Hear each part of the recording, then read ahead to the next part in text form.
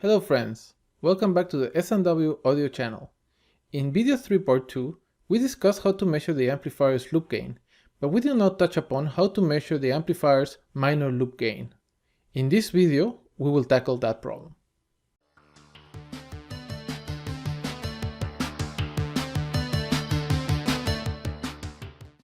As we discussed in the two-stage amplifier video, two-stage amplifiers have two loops which need to be stable, the major loop and the minor loop. The major loop sets the amplifier's gain via the outer feedback network, in this case RF and RG. The minor loop compensates the amplifier by setting the amplifier's frequency response through the compensation network, in this case capacitor CC. In a complete design, like the Honey Badger amplifier, the loops look as follows.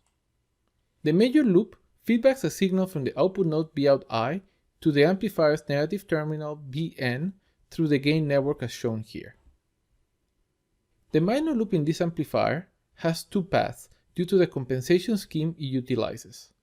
For those of you who are more advanced, you will recognize the transitional Miller compensation scheme. If that does not mean anything to you, don't worry because we will discuss it in the future. The first path feedbacks a signal from the second stage output node to the amplifier's second stage input node as shown here by the green arrow. The second path feedbacks a signal from the output node Vout I to the input of the amplifier's second stage. Note that both paths feedback to the same node, the amplifier's second stage input. This will become very important for selecting where we will put our loop gain probe. Now let's do a quick review of the Tian loop gain probe simulation setup. First, insert the probe at the appropriate location as discussed in video 3.2. Second, you need to prime the probe by setting variable LG single equal to the control variable LG. In other words, the variable that is going to be stepped during the simulation. Third, you need to reset the probe in the top level schematic. Fourth, you need to step the control variable LG to do the voltage and current transmission simulations in sequence. And fifth, you need to set the simulation command to be an AC simulation. To see a demonstration of the method in LTSpice, please refer to video 3.2 where I do a demonstration. Now that we have become reacquainted with the Tian simulation setup, to measure the major and minor loop gains, we use a modified version called the Dual Tian simulation setup. As you may expect, you need two probes, one for each loop, and hence two control variables. For the major loop, I have labeled the probe LGSA and controlled it with variable LGA. For the minor loop, I have labeled the probe LGSB and controlled it with variable LGB. Regarding the location of the probes, insert them right after the return points of the feedback networks. In this case, at the negative input of the input stage as shown here, and at the input of the second stage as shown here. In addition to the probes, you also need to insert loop break capacitors when testing the minor loop. When you're testing this loop, you don't want the major loop to alter your results. Therefore, you need to break it and only allow for DC feedback during the test. This is done by inserting big capacitors as shown here when the LGSB probe is active. These capacitors short the amplifier input terminals to ground for any AC signals. Since in our demonstration I will be using the Honey Badger amplifier, I have gone ahead and inserted the probes and break capacitors in the amplifier schematic as shown here.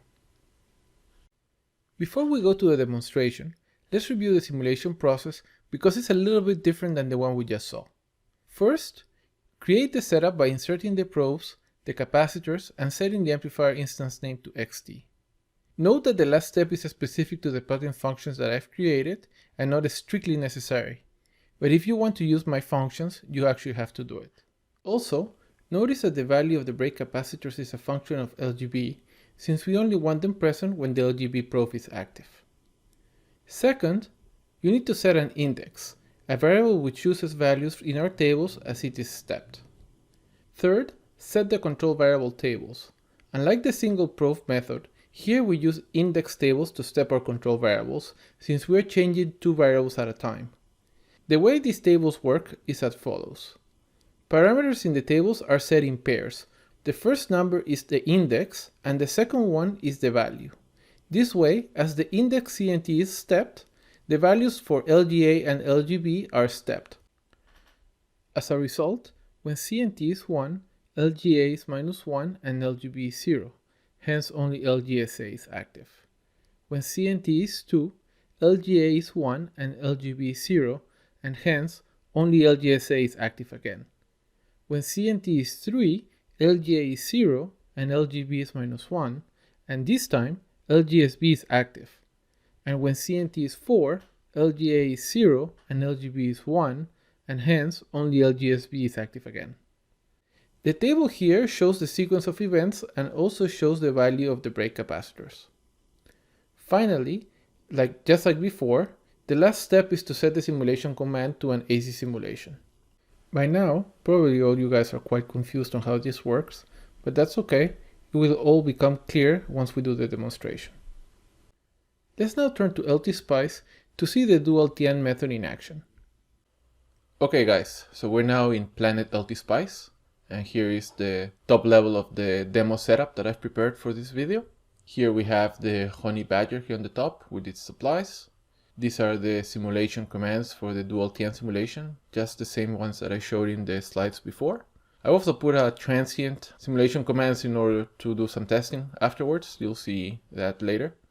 And down here I have some measurement commands on how to measure the phase margin and gain margin for the two loops. LGSA being the major and LGSB are the minor. Okay? And I know this looks complicated, but don't worry, I'll show you this in a little bit. So let me double click on the Honey Badger.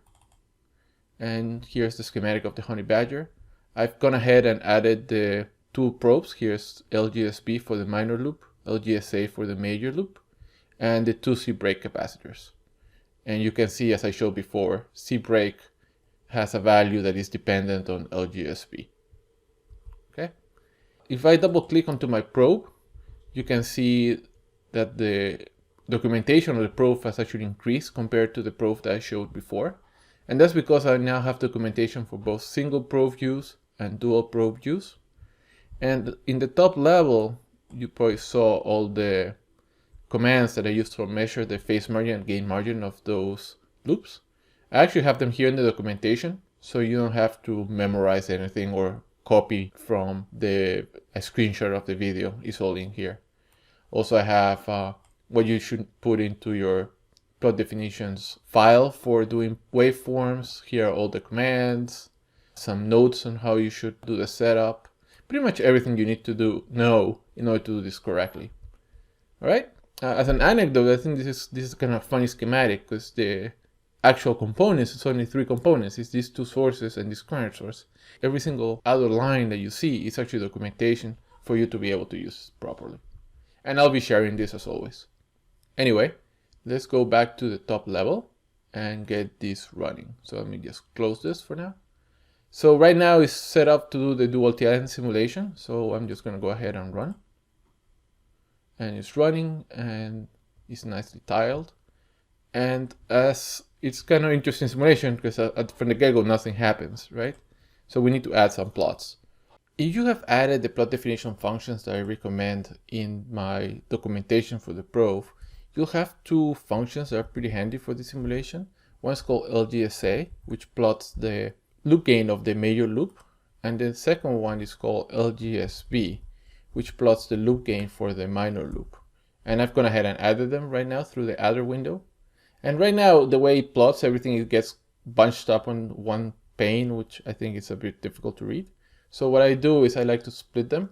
And I've already gone ahead and saved a settings file for this. I'll call it LGSAB. And I'll be also sharing this one. But you can also do this manually. It's just a time saver to have it saved.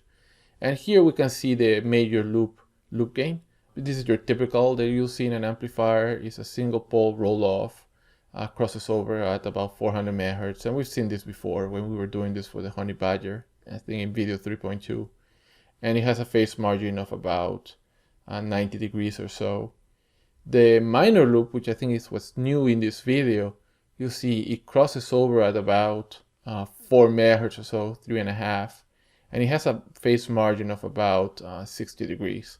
I know it's a little bit difficult to see it in this graph, and that's why I like to add these functions here to the measurements for me. So if we look at the error log, which is where all the measurements get logged, we scroll down a little bit, we'll see it right here.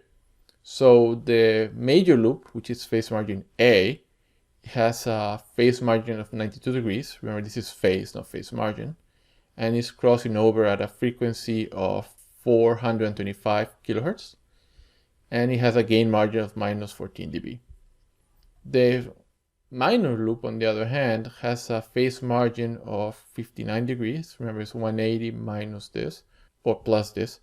And the gain margin actually is undefined because you'll see that the waveform, the phase, does not reach minus 180 in this frequency range. And I think after a gigahertz, these devices are definitely not valid. So I don't know how accurate this portion of the waveform is. And I don't think it really matters at this point because the gain is already below the magnitude of 1.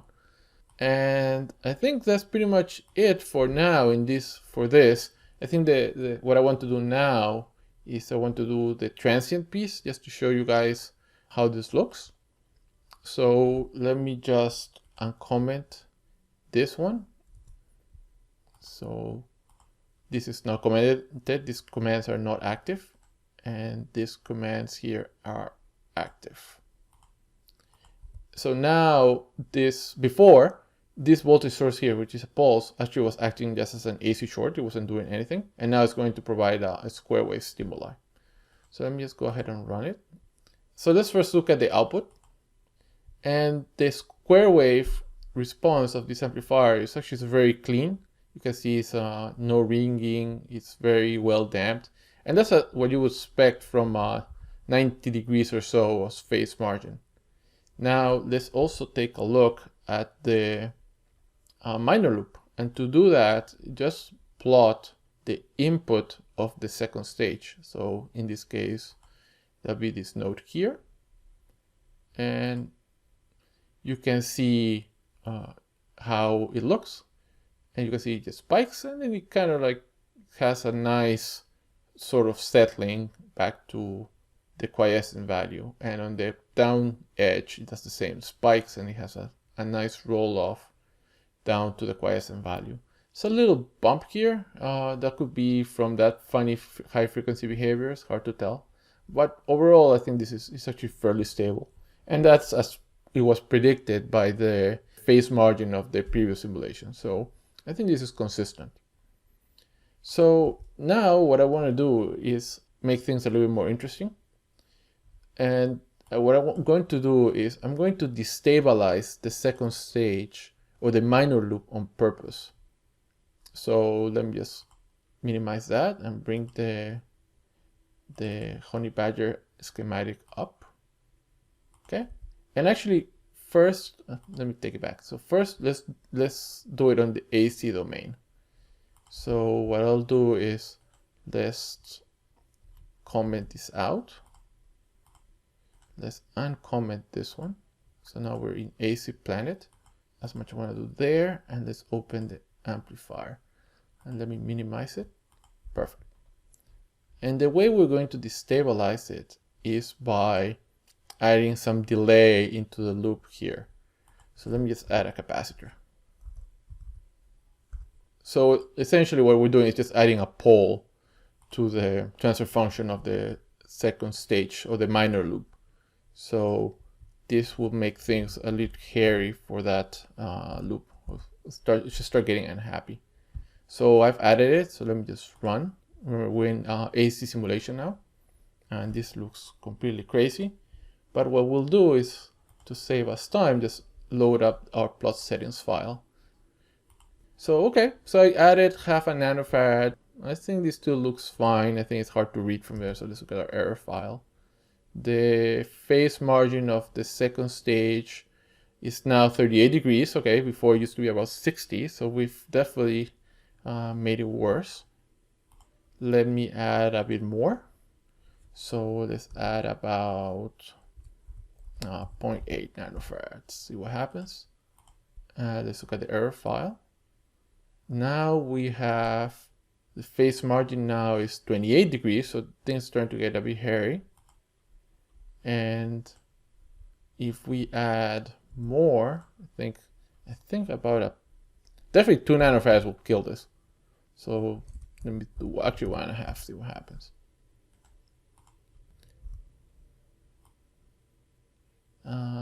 Yeah, so now we only have like 10 degrees of phase margin. So that loop is going to be very unhappy.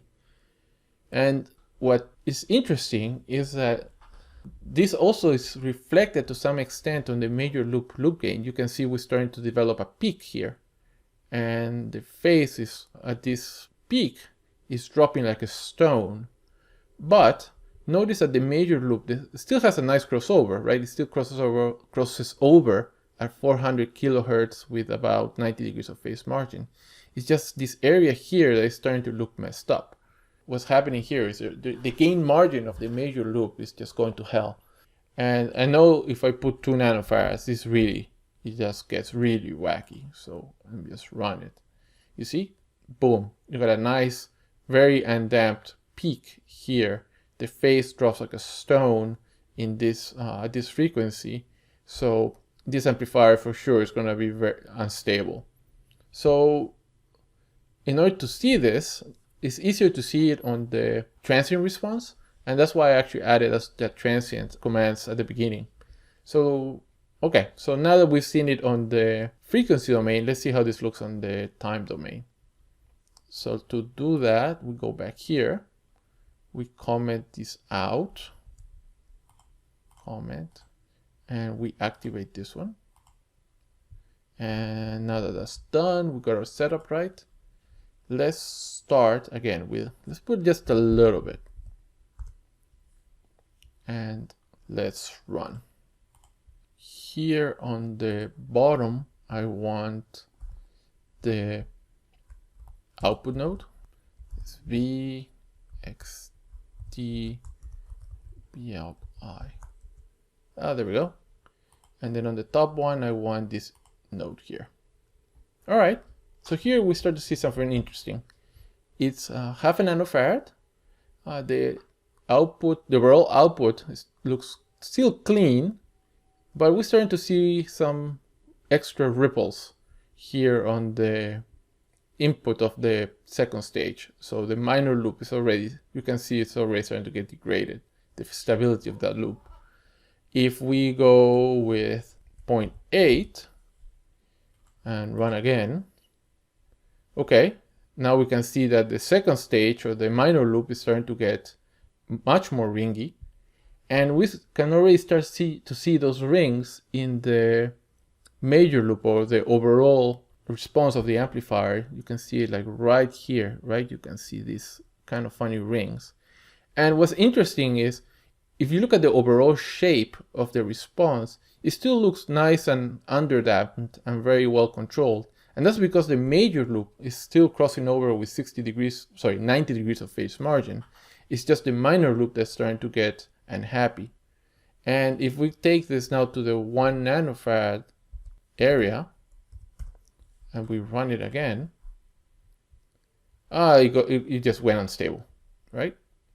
The minor loop completely lost it. And again, the overall shape of the overall response still looks well controlled, but the minor loop completely lost it due to the internal delay, even though the major loop is stable. And this whole ripple is just, or this whole ringiness or oscillation now is just seen here. So what's the overall morale or the overall point I'm trying to make is you need to make sure that both the major LGSA and the minor loop LGSB are stable in your designs, else it's going to be a recipe for disaster. I have now gone ahead and extended the time for the time transient simulation, you can see here, to 90 microseconds. And I've done that to capture a few more cycles of the square wave. And you see something very interesting.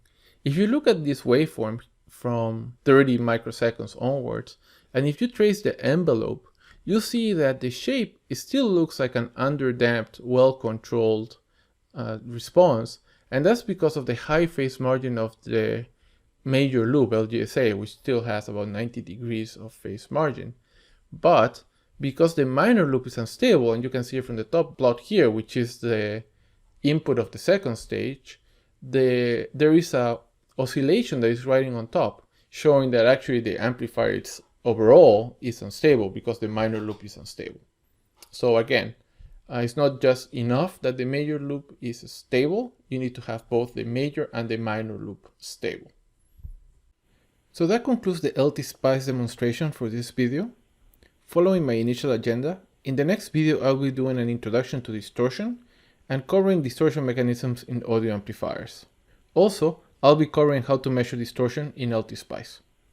If you like the content of this video and want to get notified when the next video is available, please show your support to this channel by subscribing and hitting the thumbs up button. Thanks for watching. Until next time, goodbye.